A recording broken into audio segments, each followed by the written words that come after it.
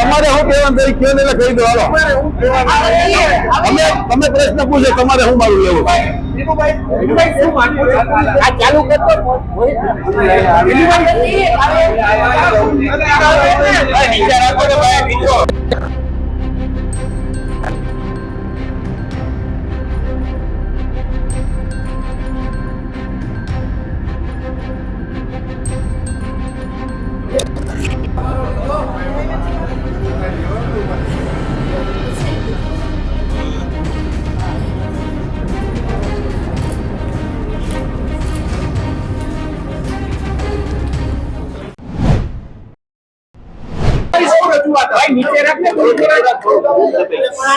અમારે અલ્પાબેન મિત્રા છે એ અમારા સિટી છે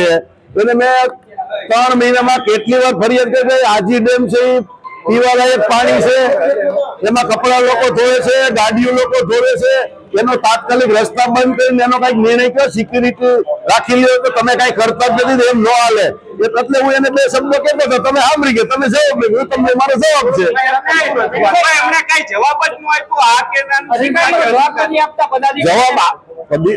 જવાબ નથી આપવા એવી વાત નથી અને મેં કીધું કે આ 2 દીમાં તમે કઈક નિર્ણય કરો ગમે તમને મેં કેટલી વાર કીધું કે આનો ડેમમાં જવાના રસ્તા બંધ કરી દે પીવાલાયક પાણી છે એમાં લોકો કપડા ધોવે છે નાય છે લોકો ઢોર માલકો ભેંસો બી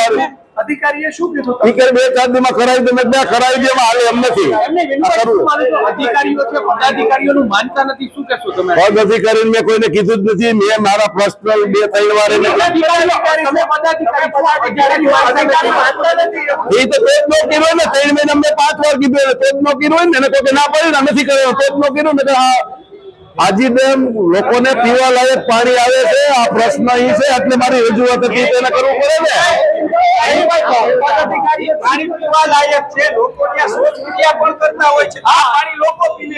પીવે છે તો અલ્પાબેન મિત્ર ને જ કીધું તમે એવું કામ નિર્ણય નથી લેતા ભાઈ નિર્ણય તો લેવો પડે ને ગમે તો એને લેવો તો નિર્ણય 3 મહિના 10 વાર એને કીધું લોકો વાહન ધોવે છે કપડા ધોવે છે લોકો નાય છે એને મેં કીધું આના રસ્તા બંધ કરો સિક્યુરિટી કા રાખો આનું કઈક કરો અધિકારીઓ કોઈને કહેવામાં નથી શું કહેશો? એને ખબર હોય ને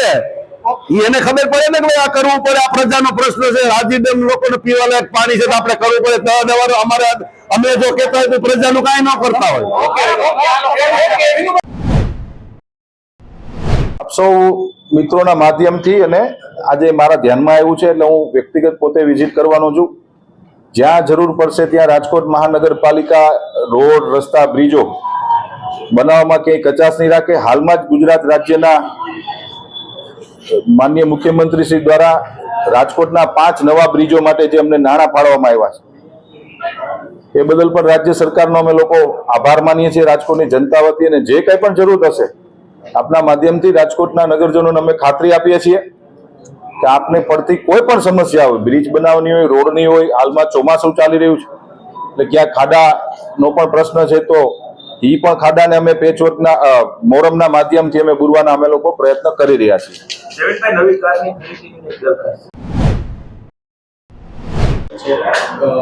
વિનુભાઈ ધવા અને ભાજપના આગેવાન છે એમને રજૂઆતો કરી છે કે આજે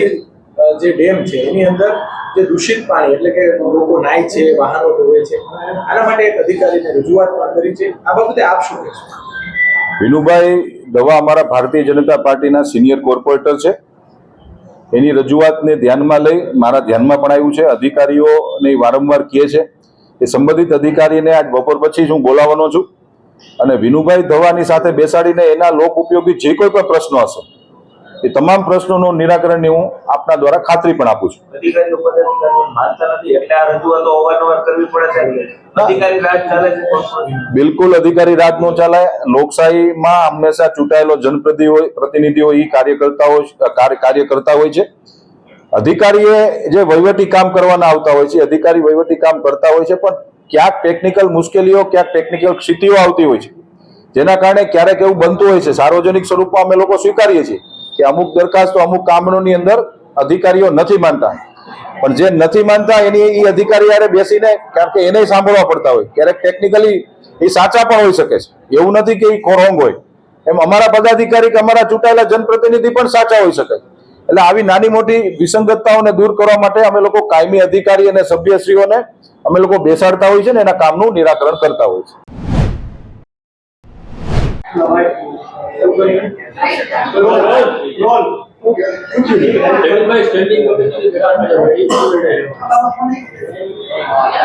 આજરોજ રાજકોટ મહાનગરપાલિકાની સ્ટેન્ડિંગ કમિટીની બેઠક હતી. બેઠક સમયે જ ગુજરાત રાજ્યના માનનીય મુખ્યમંત્રી શ્રી ભૂપેન્દ્રભાઈ પટેલ સાહેબનો મને ફોન આવ્યો.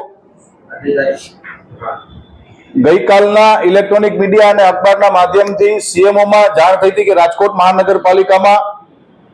આવતીકાલે સવારે 10 વાગે સ્ટેન્ડિંગ કમિટીની બેઠક છે.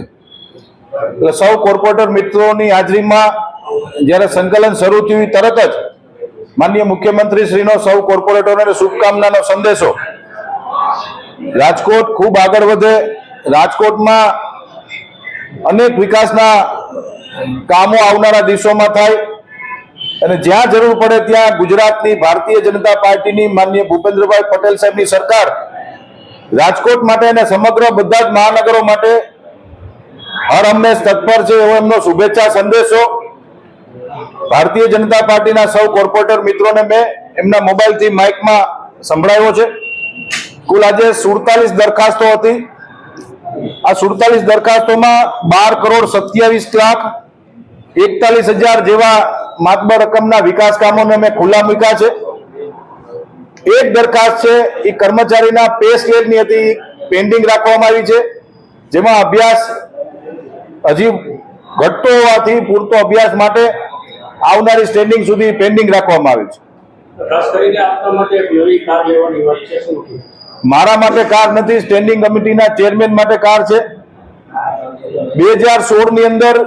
સ્ટેન્ડિંગ કમિટીના ચેરમેન માટે કાર લેવામાં આવી હતી. 2,28,000 કિલોમીટર ચાલી ગયેલી કાર છે અને વ્યાપક પ્રમાણમાં ખર્ચા આપે છે. રાજકોટથી અમદાવાદ 6 કલાકમાં પહોંચાડે છે. લોકલ લેવલે કારનું મેન્ટેનન્સ ખૂબ વધી ગયું હોવાથી 2016માં મ્યુનિસિપલ કમિશનરશ્રી અને તત્કાલીન સ્ટેન્ડિંગ ચેરમેન માટે કાર લેવામાં આવી હતી. 2018ની સાલમાં મ્યુનિસિપલ કમિશનરે કાર બદલાવી હતી. સ્ટેન્ડિંગ કમિટીના ચેરમેનની કાર એક કન્ટિન્યુ રાખવામાં આવી હતી, જે 2024 એટલે કે 8 વર્ષ પછી કારમાં એક્સપેન્સ વધુ થઈ રહ્યો છે અને 2 લાખ ઉપર કિલોમીટર ચાલ્યા છે. એટલે સ્ટેન્ડિંગ કમિટીમાં ઇનોવા હાઈક્રોસ જે કેન્દ્ર સરકારની ગાઈડલાઈન મુજબ હાઇબ્રિડ કાર સ્ટેન્ડિંગ કમિટીના ચેરમેનની આજે દરખાસ્ત મંજૂર કરવામાં આવી છે. ખાસ કરીને જે દરખાસ્ત પેન્ડિંગ રાખવામાં આવી છે કર્મચારીઓની, એમાં અમુક કર્મચારીઓના પગાર વધારવાની વાત છે, શું હકીકત છે? વર્ગ 2 ના કર્મચારીઓનો જે 5400 રૂપિયાનો ગ્રેડ છે, અત્યારે એને 5400 ના ગ્રેડમાંથી 6600 ના ગ્રેડમાં લઈ જવાની દરખાસ્ત હતી. પરંતુ સ્ટેન્ડિંગ કમિટીમાં ભારતીય જનતા પાર્ટીની સંકલનમાં સૌ કોર્પોરેટર મિત્રો સાથે ચર્ચા વિમર્શના અંતે હાલ પૂરતી દરખાસ્ત પેન્ડિંગ રાખવામાં આવી છે. આવતી સ્ટેન્ડિંગમાં અમે નિર્ણય કરશું.